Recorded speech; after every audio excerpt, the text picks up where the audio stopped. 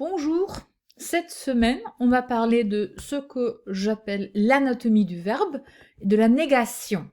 Et ce que je veux dire par l'anatomie du verbe, c'est en quelque sorte une description des parties d'un temps verbal ou bien d'une structure verbale. Et ceci est important parce qu'il faut quand même savoir de quoi on parle. Vous avez besoin d'un vocabulaire afin de pouvoir parler du verbe. Et ceci est aussi important pour la négation qui constitue la deuxième partie de ce cours. Så vi skal snakke om to ting denne uka her. Det er det som jeg kaller verbal anatomi og om negasjon. Verbal anatomi høres jo veldig rart ut, men det er egentlig bare at dere skal få et ordforråd for å kunne snakke om verbet. Man må på en måte vite hva delene heter, hvis ikke så blir det veldig mye sånne dingser og greier og sånne ting, og det er alt for upresist. Så dere skal rett og slett få på plass ordforrådet for å snakke om verb, og så skal vi, og det kommer dere til å ha bruk for resten av tida som språkstudenter, helt enkelt. Og så er det negasjon, det er neste forelesning. Da går vi i gang rett og slett og ser på l'anatomie du verbe. Bon, voici le plan. Introduction, c'est un peu, c'est là. Et puis les temps simples, les temps composés, les constructions modales. Et puis on va regarder quelques constructions causatives, mais on va pas vraiment parler beaucoup de ça. Donc c'est un petit parenthèse là.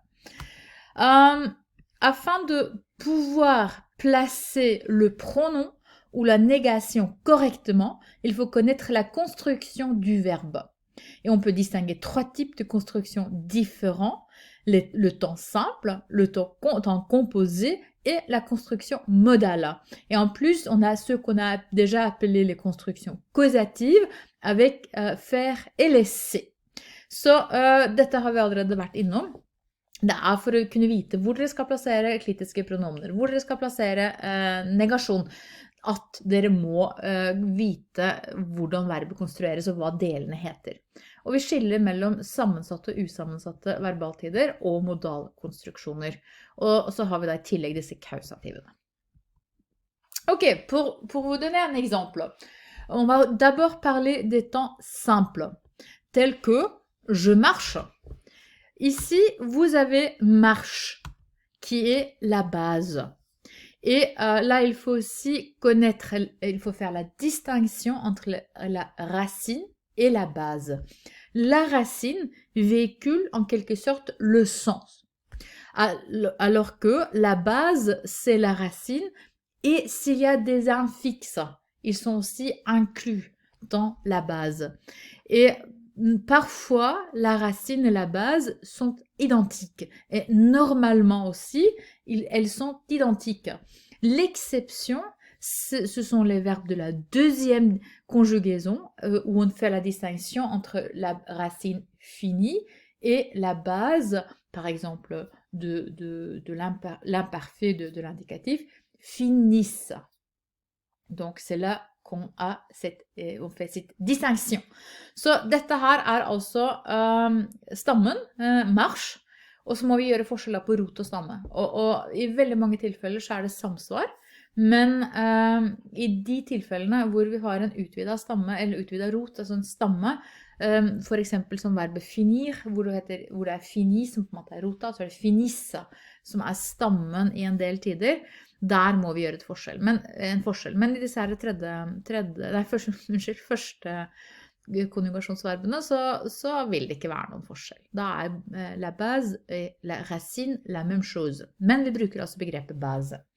Puis après, on a AE qui est la désinence. Et la désinence marque la personne. Donc ici, avec je, il faut ajouter le E parce que c'est la première personne, voilà. Les temps simples, ce sont le présent, l'imparfait, le passé simple, le futur, le conditionnel, le présent du subjonctif et l'imparfait du subjonctif. Et tous ces temps sont donc simples, c'est-à-dire qu'ils ont une base et une désinence, et c'est tout. Donc un temps simple. Puis, on a les temps composés tels que j'ai marché. Et ici, cela est un verbe auxiliaire. Ici, marcher, c'est un participe passé. Et ce sont ces deux, les temps composés contiennent toujours un verbe auxiliaire et un participe passé. Les temps composés sont le passé composé, le plus que parfait, le futur antérieur, le conditionnel passé, le passé du subjonctif et le plus que parfait du subjonctif. Et pour ce que tous ces temps composés ont en commun, c'est le fait qu'ils contiennent le participe passé. Puis, c'est le verbe auxiliaire qui, dès qu'il paraît avec un participe passé, définit de quel temps il s'agit. Donc, c'est le verbe auxiliaire qui, en quelque sorte, traduit le temps en combinaison avec le participe passé. Så disse sammensatte verbaltidene, de består da altså av hjelpeverbet, verb auxiliaire, og et perfektum participe, participe passé. Og participe passé, det jo der, og så vil da hjelpeverbet stå i forskjellige tider og former, og det på en måte kombinasjonen her som avgjør hvilken sammensatt tid det dreier seg om. Så det på en måte hjelpeverbet som blir avgjørende for å tolke det. Og så det da disse 6 tidene som står i ramma her, som de sammensatte verbaltidene. Puis, on a les constructions modales. Par exemple, je peux marcher. Peut, cela n'est pas un verbe auxiliaire. Peut, c'est un verbe modal. Så peut ikke et hjelpeverb. Et hjelpeverb bare avoir eller être, avhengig av verbet.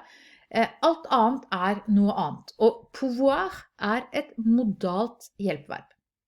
Marcher, c'est l'infinitif.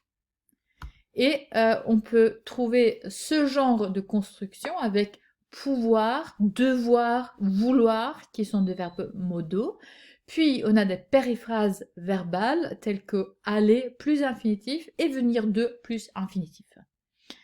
Så en modalkonstruksjon har da ikke et hjelpeverb, men et modalverb og en infinitiv. Så her ser dere altså veldig tydelig forskjellen modalverb pluss infinitiv kontra et hjelpeverb og et participe passé. Dette 2 veldig fundamentalt forskjellige konstruksjoner. Modale konstruksjoner, med modalverb så mener vi for eksempel pouvoir, devoir og vouloir, som alle sammen da står rett foran en infinitiv. Og så har vi det vi kaller les périphrases verbales, som betyr verbalomskrivninger. Peri betyr om, og phrase jo da en frase. Så det alle mulige omskrivninger som vi bruker, for eksempel aller og en infinitiv, for å si noe om noe nært forestående, eller venir de pluss infinitiv, som noe om noe som akkurat har skjedd. Alt dette her konstrueres på samme måte. Men vi kaller ikke aller og venir for modalverb i denne sammenhengen her. Det liksom de 3 øverste her, det modalverbene, men disse her har en tilsvarende konstruksjon. Puis, on a les constructions causatives telles que je laisse tomber cette idée. Et ici, on a laisse tomber. Et laisse, c'est un verbe causatif. Tomber, encore une fois, c'est l'infinitif. Mais quand on parle des verbes, des constructions modales, les pronoms objets kilitiques se placent devant l'infinitif, ce qui n'est pas le cas avec les constructions causatives. C'est pour ça qu'il faut les traiter à part. Så her har vi altså et kausativt verb, ikke et modalverb, men et kausativt verb, laisser, eller også faire, og så har vi en infinitiv. Og så det jeg har sagt, at i de aller fleste tilfellene så vil et kritisk objektpronomen komme foran infinitiven, unntatt noen få tilfeller, og dette de tilfellene. Så dette noe vi har med laisser og faire, og noen følelsesverb. Det ikke sensasjonsverb, men følelsesverb. Ok. Maintenant, c'est à vous d'identifier les éléments verbaux. Donc, si c'est « je suis parti », vous allez identifier suis parti, c'est un temps composé, suis c'est le verbe auxiliaire, alors que parti c'est le participe passé. Maintenant, vous faites ces 4 exercices et vous mettez sur pause et puis après je vais vous donner les corriger. Så identifiser verbalementene. Og sett på pause, og så setter dere bare på play igjen når dere har gjort oppgavene. Ok, da tar vi fasiten. Første setningen her, så verbet parle, det en usammensatt verbaltid, en temps simple, og det altså en presens indikativ. Le train a été en retard, a été en sammensatt tid, hvor a hjelpeverbet, og été participe passé. Tu dois venir tout de suite, tu dois venir, det en modalkonstruksjon, hvor doit modalverbet, og venir, det en infinitiv. Infinitiv heter det på norsk. Il a dû changer d'avis, her den sammensatt, a dû changer. Det en modalkonstruksjon, hvor modalverbet har en sammensatt verbaltid.